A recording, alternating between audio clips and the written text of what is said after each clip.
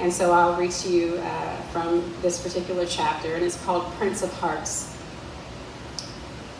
To share a part of your soul is to allow someone to know you and to love that part of you.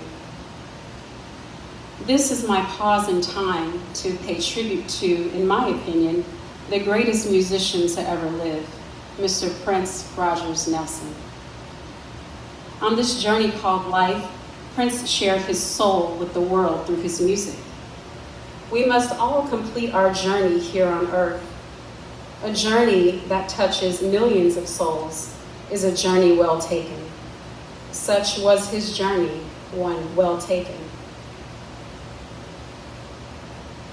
I cope with life through written words. I cope with death the same. On Thursday, April 21st, 2016, at 10:07 a.m., the world lost a musical genius, a humanitarian, a political activist, and a fashion icon. I lost my musical best friend, Prince Rogers Nelson, the man, the music, the legend. Now, some might not understand how one could feel so close to someone they don't know personally. But Prince was literally one of my first loves, even before I understood what love was. Through his music, Prince shared a part of his soul. And even though I didn't know him personally, I knew that part of his soul that he wanted the world to know. Therefore, I knew a part of him. For 5 days, but what seemed like an eternity to my heart, I could not find the words to express my thoughts or my feelings about the profound loss of this man that I did not know personally, but whose loss I felt on such a deeply personal level. Not only was I unable to express my thoughts, I could not even process the fact that the man and the music that I had loved since I was 8 years old, the one whose music comforted me when no one else did, was simply gone. Now, loss of words is not something I suffer from, so for me, this was extremely critical.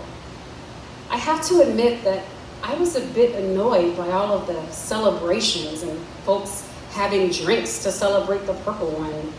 Not because I begrudge other people to celebrate in their own way and grieve in their own way and to honor his legacy and his music however they see fit, because like me, the world loved him too.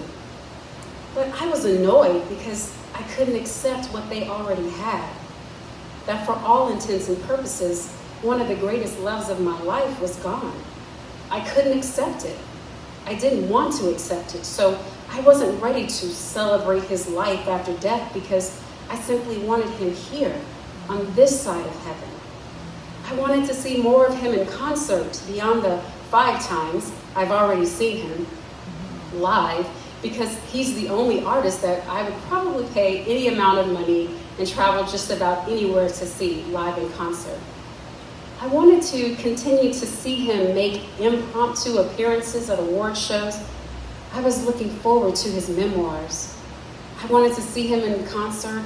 I wanted to see him sitting courtside at basketball games. I wanted to see more of that sly smile, his gorgeous face, and that seemingly un-Asian profile. I just simply wanted more.